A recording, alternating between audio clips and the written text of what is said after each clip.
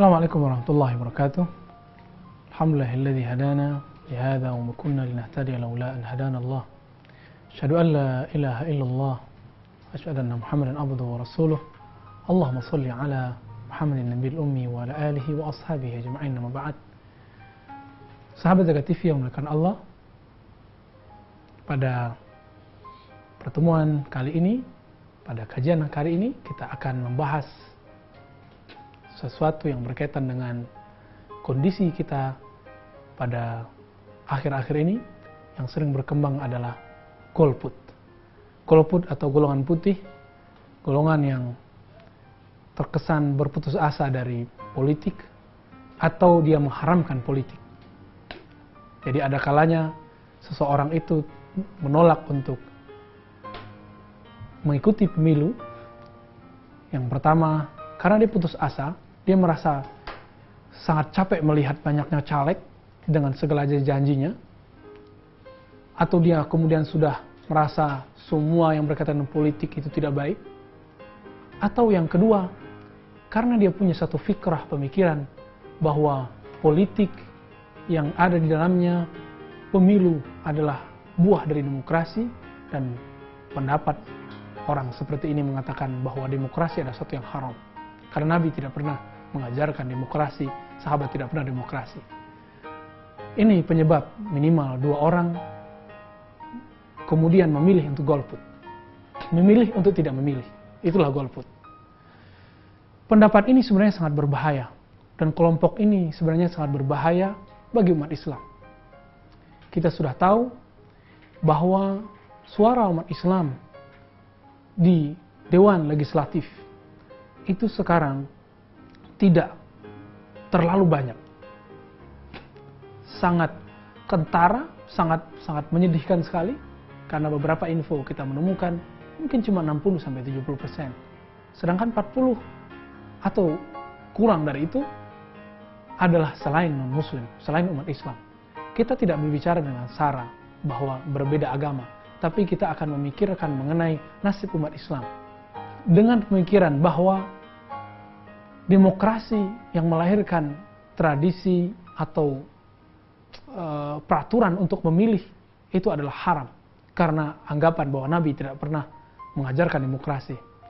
Kita harus mengatakan bahwa apakah ada satu sistem pemerintahan yang pernah diajarkan Nabi? Bukankah Nabi dalam tradisi ahli politik, keilmuan, akademisi politik, disebut pemerintahannya dengan teokrasi.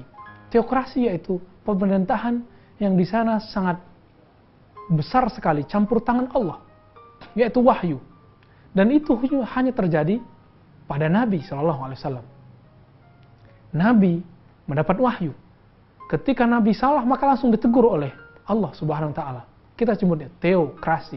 Teo ya berarti Tuhan. Berarti pemerintahan yang dibangun karena wahyu. Persoalan ini kemudian melahirkan sebuah pemahaman bahwa apakah Nabi kemudian meninggalkan suatu sistem lain? Atau para sahabat memberikan satu sistem? Kita ingin katakan bahwa apakah kekhalifahan itu adalah suatu sistem? Mari kita lihat. Ketika Nabi Muhammad SAW wafat, lalu terjadi 2 partai. Muncul 2 partai. Orang Ansar memilih Abu Ubaidah. Abu Ubaidah merupakan orang yang salah satu orang terdekat dari kalangan Ansar, dan salah satu orang yang sangat mulia dan paling dimuliakan di kalangan Ansar saat itu. Oleh karena itu, ketika Nabi wafat, orang Ansar mengatakan tidak boleh ada kekosongan pemimpin. Meskipun Nabi sudah wafat, kita harus memikirkan apa yang kemudian menjadi pemikiran bersama, yaitu pemimpin umat. Maka mereka memilih Abu Ubaidah. Di satu sisi kemudian kaum muhajirin tidak sepakat, dan mereka menunggu orang paling mulia di kaum muhajirin itu Abu Bakar As-Siddiq. Saat itu Abu Bakar masih di luar kota. Ketika sampai Abu Bakar As-Siddiq kemudian langsung takziah kepada Nabi SAW, melihat Rasulullah yang sangat mulia sudah wafat, rohnya sudah di hadapan Allah Subhanahu Wa Taala. Dalam sunnah seorang bertakziah adalah mencium orang yang sudah meninggal. Maka kemudian Abu Bakar mencium Nabi Muhammad SAW. Lalu kemudian menyerahkan pengurusan jenazah Nabi yang sangat mulia kepada keluarga Nabi, yaitu Fatimah dan Ali. Lalu kemudian Abu Bakar keluar untuk menyelesaikan masalah yang berkembang di kalangan Muhajirin dan Ansar. Tiba-tiba Abu Bakar menyampaikan sebuah kalimat yang kalimat itu membuat semua Muhajirin Ansar terdiam. Ketika itu Abu Bakar berkata, qala Nabiyuna Muhammad SAW, qala Rasulullah SAW, Nabi bersabda, al-immah min Quraisy, para imam itu mesti dari kaum Quraisy, bukan dari Ansar. Hal itu kemudian membuat Abu Ubaidah merasa gagal, merasa malu, maka kemudian dia menghindar selama sebulan, dalam riwayat lain 2 bulan keluar kota Madinah. Abu Bakar As-Siddiq radhiyallahu anhu, beliau kemudian langsung dipilih oleh para sahabat dengan pemilihan langsung, pemilu yang mana saat itu semua sahabat hadir di hadapan Abu Bakar dan mereka membayat Abu Bakar. Bayatuka, aku membayat engkau. Kami mengangkat engkau. Kami sepakat atas kemenangan engkau. Itulah sejarah pertama dalam dunia Islam mengenai pemilihan umum yang langsung dilakukan oleh para sahabat. Tapi ketika Abu Bakar wafat, Abu Bakar kemudian setelah bermusyawarah dengan para sahabat lain memberikan satu surat wasiat untuk memilih Umar bin Khattab. Maka kemudian Umar bin Khattab terpilih. Coba lihat, sistem apakah itu? Apakah itu diajarkan Nabi SAW? Atau itu ijtihad Abu Bakar? Apakah itu sebuah sistem tersendiri yang berbeda dengan pemilihan Abu Bakar? Abu Bakar dipilih langsung, sedangkan Umar dipilih oleh Abu Bakar sendiri dengan thariqul wasiyah. Kita menyebutnya dengan cara wasiat. Ternyata itu kemudian menjadi salah satu sistem yang dibolehkan dalam Islam. Karena Nabi tidak pernah melarang atau memerintahkan itu. Suatu yang tidak pernah Nabi lakukan, tidak pernah Nabi larang, tentu kita lihat apakah objeknya itu baik atau buruk. Ada maslahat atau tidak. Ketika maslahatnya ada, maka kita katakan itu boleh. Pada saat itu, memilih Umar adalah kemaslahatan yang besar. Maka Abu Bakar mewasiatkan umat untuk memilih Abu Bakar, memilih Umar bin Khattab. Coba lihat, sudah ada 2 sistem yang muncul. Pertama, pemilihan langsung, dan yang kedua, wasiat.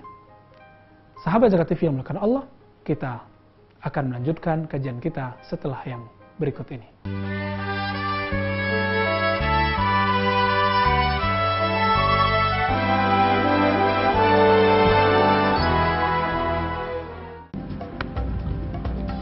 Semangat kemenangan harus berasal dari sportivitas yang datang dari hati. Saya Bambang Pamungkas, saya zakat di Dompet Duafa. Keluarga adalah sumber inspirasi saya. Kehangatannya datang dari hati. Saya Inneke Koesherawati, saya zakat di Dompet Duafa. Berbagi memudahkan rezeki, karena datang dari hati. Saya Ipo Santosa, zakat di Dompet Duafa. Dompet Duafa.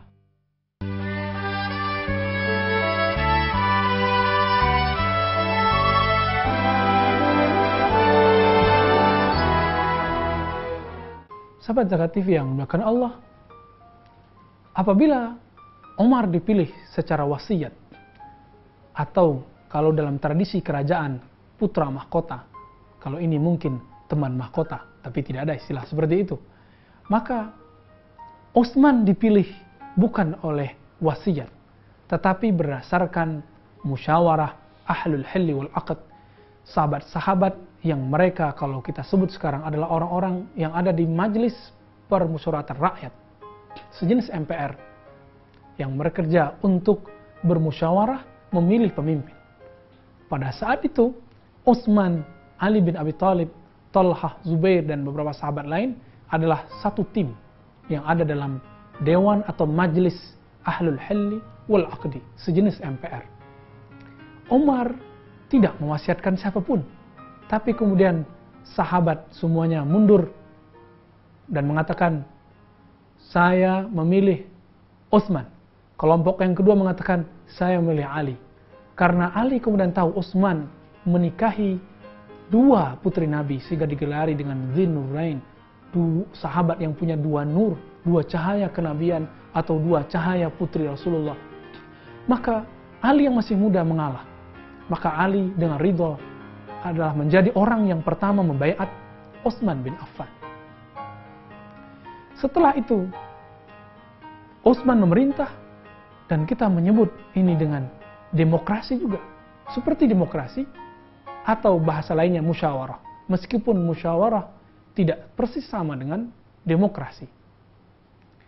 Coba kita lihat, Abu Bakar dipilih langsung, Umar dengan wasiat, Utsman dengan tim formatur atau semacam majelis permusyawaratan rakyat yang disebut dalam tradisi ahli fikih atau ahli siasa dengan ahlul halli wal aqd, orang yang bisa menurunkan dan menaikkan pemimpin, khalifah.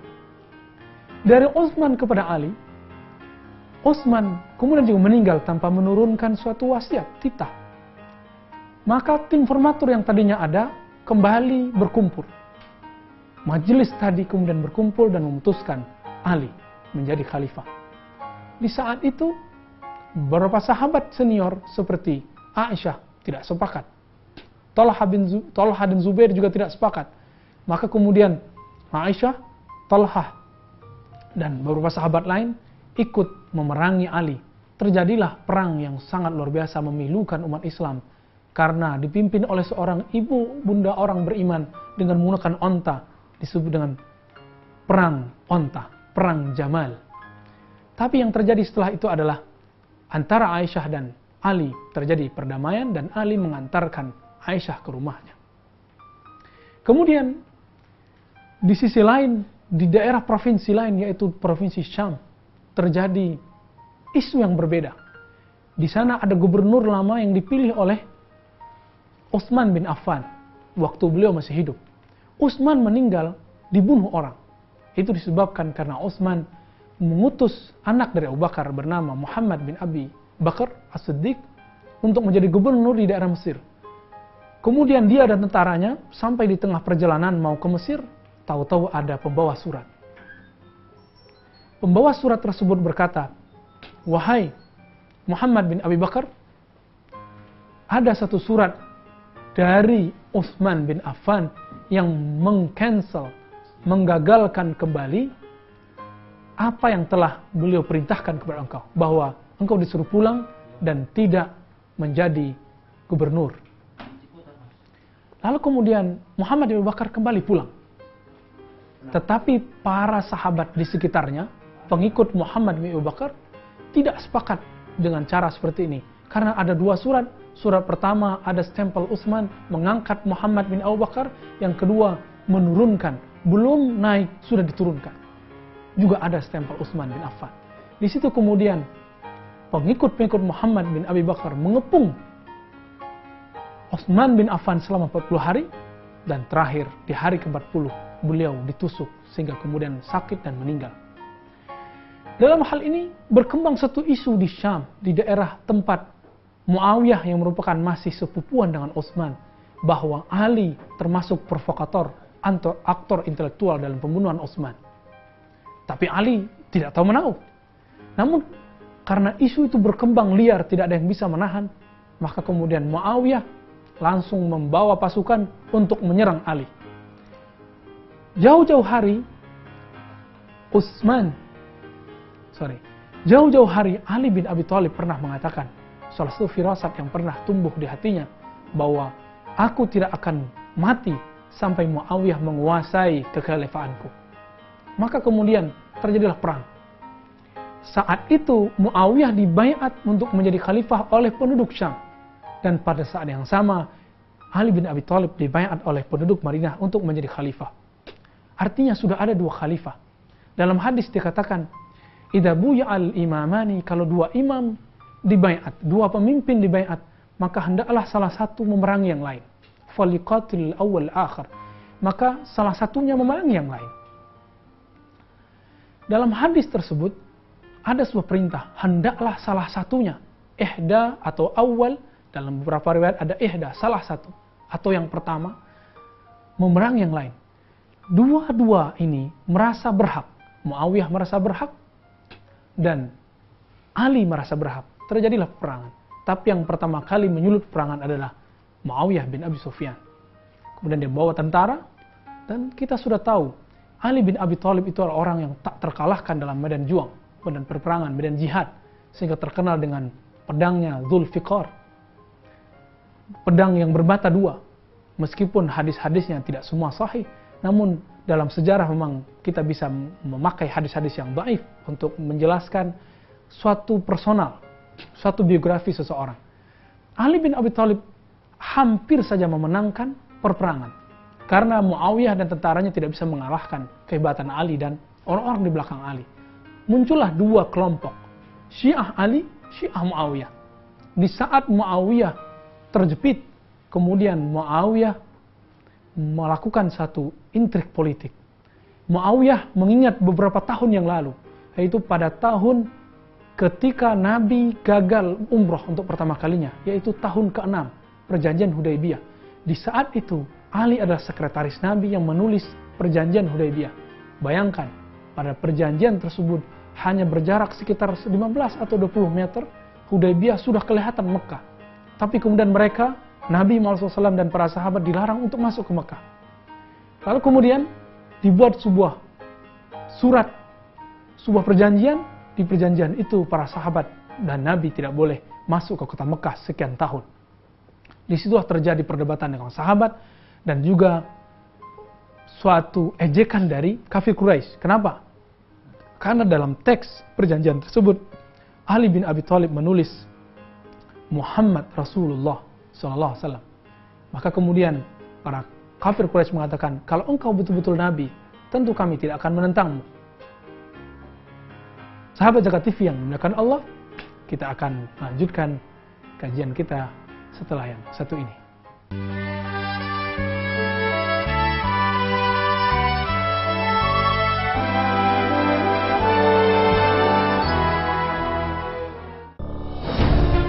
Ketika keindahan dunia merebak keselarasan, berbagi kemesraan. Ketika sejuta tangan merangkai kebahagiaan dalam kehidupan yang harmoni. Ketika zakat Anda wujudkan indahnya dunia.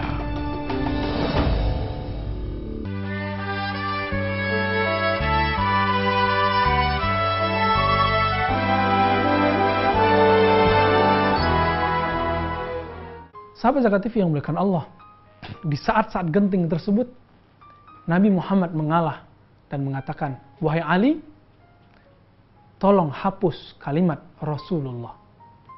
Dan Ali kemudian mengatakan, ya Rasulullah, aku tidak akan menghapus kalimat Rasulullah. Karena Ali sangat menghormati simbol-simbol. Bayangkan seorang Ali, ketika ada kalimat Rasulullah pun tidak berani menghapus. Maka Nabi bertanya, bagian manakah tulisan tersebut? Aku akan menghapus. Lalu Nabi menghapus sendiri. Setelah ditunjuk, diisyaratkan oleh Ali. Peristiwa ini dikenang oleh Muawiyah bin Abi Sufyan yang saat itu belum Islam. Karena Muawiyah ini sudah mengenal intrik politik, sistem politik Persia dan Romawi Timur. Maka dia punya intrik-intrik politik yang luar biasa. Dan intrik politik itu ada yang boleh, ada yang tidak boleh. Dalam hal ini dia melakukan sesuatu yang menurut dia boleh. Kemudian di sela-sela, di saat-saat genting tersebut, dia mengangkat mushaf di atas tombaknya. Artinya apa? Dia menyerah dan ingin diplomasi. Ali ketika melihat ada mushaf, jangankan mushaf, kalimat dua kata Rasul Allah pun tidak berani menghapusnya. Bagaimanakah pendapat Anda ketika seorang Muawiyah mengangkat satu mushaf, yang mushaf itu pernah dibagikan oleh Utsman bin Affan kepada para gubernur? Tentu Ali kemudian menjadi mundur dan tidak semangat untuk berperang, karena dia takut untuk merusak mushaf. Yang mushaf itu cuma ada 5 eksemplar, cuma ada 5 nuskah, 5 naskah. Ketika itu hancur, kena darah, maka itu akan merusak nama Ali. Maka Ali kemudian mengalah dan terjadilah diplomasi. Saat itu Muawiyah mengirim orang pintar, Abdullah bin Amr, dalam hal politik. Sedangkan Ali yang tadinya mau mengirim Ibnu Abbas yang juga pintar dalam hal politik, tetapi kemudian mengirim Abu Musa al-Asy'ari, seorang yang zuhud, yang tidak bagus dalam diplomasi. Dia yang orang yang baik, tapi tidak bagus dalam politik. Gagal ketika berbicara politik. Terjadilah sebuah negosiasi politik, akhirnya kelompok Ali kalah karena pembicaranya adalah Abu Musa al-Asy'ari yang tidak suka pemerintahan. Sama seperti Ali. Ali adalah seorang yang zuhud meskipun dia seorang khalifah. Sangat sederhana sekali. Saat itu muncullah perpecahan di kelompok Ali. Ada 3 kelompok. Pertama Syiah Ali, kelompok yang masih setia pada Ali. Kemudian kelompok Murji'ah, golput. Kemudian kelompok yang ketiga Khawarij, yang keluar dari kelompok Ali, yang kemudian membunuh Ali dan melukai Utsman bin Affan dan Abdullah bin Amr. Kelompok Khawarij ini sangat gampang mengkafir-kafirkan orang, yang sampai sekarang kita masih menemukan beberapa pengajaran-pengajaran ini berkembang di kalangan pemuda-pemuda muslim. Sahabat Zakat TV yang dimuliakan Allah, ketika kelompok Ali gagal dalam diplomasi, artinya apa? Muawiyah menjadi khalifah. Tapi di masa transisi, Hasan kemudian naik menjadi khalifah sementara, sampai kemudian Muawiyah diangkat dan diresmikan. Di saat-saat itulah kita bisa melihat para sahabat menerima teori baru, sistem baru lagi dalam pemerintahan. Jika tadi Abu Bakar dipilih secara langsung, Umar dengan wasiat, Utsman dengan tim formatur sejenis MPR, dan yang keempat Ali juga sama, dan yang keempat adalah melalui perang dan diplomasi. Artinya apa? Para sahabat Nabi SAW mau ngerti dengan secara seksama bahwa Nabi tidak pernah mengajarkan satu sistem politik pun. Maka sistem politik apapun, yang penting di sana ada ya'dilu, berbuat adillah kamu, berbuat benarlah kamu, kunu ma'as sadiqin, menjadilah kamu sama orang-orang yang shadiq, yang jujur, yang benar. Maka itulah sistem politik Islam. Apapun bentuknya, apakah itu kerajaan, apakah itu pemilu, demokrasi, atau apapun itu, yang penting ada keadilan di dalamnya, maka itulah pemerintahan yang Islami. Wajar kemudian Ibnu Taimiyah, Syekhul Islam Ibnu Taimiyah, menulis kitab As-Siyasah Syar'iyyah. Kitab Siyasah Syar'iyyah itu bukanlah kitab mengenai sistem pemerintahan, tetapi mengenai pemerintahan Islami.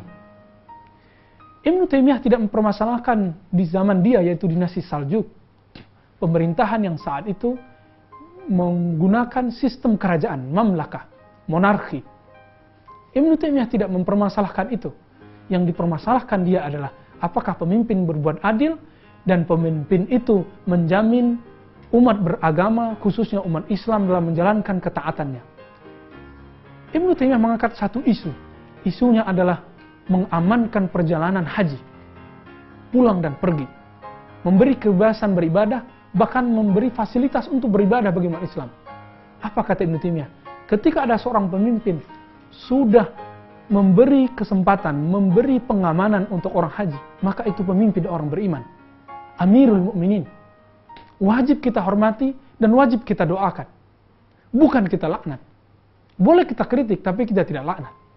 Inilah pengajaran Ibnu Taimiyah. Namun sayang sekali, beberapa kelompok yang mengaku, mohon maaf, pengikut Ibnu Taimiyah, tapi meninggalkan ajaran imam besar, imam agung tersebut. Sahabat Zakat TV yang dimuliakan Allah, dari pemaparan tersebut kita bisa melihat bahwa benar tidak ada satu sistem pemerintahan pun yang diturunkan Nabi. Justru Nabi membuka hal ini karena pemerintahan adalah perkara duniawi. Coba lihat ketika Nabi menganjurkan beberapa petani di Madinah untuk merubah sistem pertaniannya dan mereka gagal. Lalu mereka datang kepada Nabi dan Nabi mengatakan, ya sudah, antum a'lamu bi umuri dunyakum. Kamu lebih tahu perkara duniamu. Pemerintahan adalah perkara duniawi. Maka Nabi tidak meninggalkan satu sistem pun. Ada satu hikmah. Jika Nabi meninggalkan satu sistem pemerintahan, dan pemerintahan itu misalnya tidak disepakati orang lain, maka semua politikus, semua pejabat akan masuk neraka. Tapi ketika Nabi tidak menurunkan, mengajarkan satu sistem pemerintahan, apapun sistem pemerintahannya setelah Nabi, yang penting mereka berbuat adil, mereka berlaku jujur, maka mereka adalah pemimpin orang Islam. Sahabat Zakat TV yang dimuliakan Allah, jika benar apa yang kita katakan ini, maka kita katakan kembali ke masa Abu Bakar. Semua sahabat memilih. Tetapi memang kita menemukan beberapa sahabat yang tidak memilih ketika Muawiyah dipilih, ketika Ali dipilih. Mereka bukan golput, cuma mereka menahan diri untuk tergesa-gesa membaiat.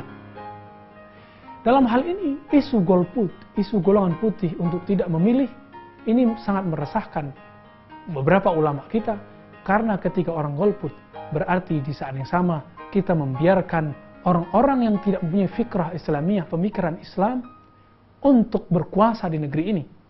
Dan ini sangat berbahaya jika dibiarkan. Oleh karena itu, mari kita untuk memilih pemimpin-pemimpin kita, jangan merasa putus asa ketika melihat banyak caleg. Karena nyalek itu hukumnya halal, hukumnya mubah. Dan jangan berputus asa, karena la tai'asu min rahmatillah, jangan berputus asa dari rahmat Allah. Orang yang berputus asa dari rahmat Allah adalah orang-orang yang dekat kepada kekufuran. Saya khawatir orang-orang yang golput karena dia tidak menyenangi sistem politik atau kemudian karena hal-hal lain, dia termasuk orang yang berputus asa dari rahmat Allah. Sahabat Zakat TV yang dimuliakan Allah, berdasarkan pemaparan kita yang telah berlalu, kita dapat mengambil beberapa kesimpulan bahwa para sahabat berpolitik dan para sahabat ikut berpartisipasi dalam politik, dan kita melihat para sahabat berjihad untuk memilih sekian sistem politik, dan semua sistem itu dibolehkan karena itu perkara duniawi. Jika kita tidak memilih untuk konteks Indonesia, maka ini bisa membahayakan nasib umat Islam di kancah politik, legislatif, yudikatif, dan beberapa hal-hal lain. Misalnya di Dewan Legislatif misalnya, ketika kita tidak memilih, umat Islam tidak memilih, maka yang dipilih adalah orang-orang yang punya fikrah tidak Islami atau memang tidak Islam. Apa yang akan terjadi? Mereka akan menciptakan, memproduk hukum-hukum yang tidak memihak umat Islam. Oleh karena itu, saya menghimbau umat Islam, sahabat Zakat TV yang dimuliakan Allah, mari kita memilih pemimpin. Jangan berputus asa dari rahmat Allah. Allah masih bersama kita selama kita masih istighfar, berdoa kepadanya. Saya sarankan sebelum memilih, kita doa kepada Allah, atau kalau bisa kita sholat hajat, sholat istikharah memilih, ya Allah, bantulah saya, bimbinglah saya untuk memilih pemimpin yang cinta kepada umat, apapun partainya, dari manapun kelompoknya, yang penting dia membantu umat Islam. Mari jauh-jauhi pemikiran untuk golput, karena dikhawatirkan terjebak kepada putus asa kepada rahmat Allah. Demikian sahabat Zakat TV, semoga Allah selalu melindungi kita, umat kita, negara kita, dan umat Islam semuanya. Di lain kesempatan kita ketemu dengan tema dan waktu yang berbeda. Sallallahu alaihi Muhammad. Assalamualaikum warahmatullahi wabarakatuh.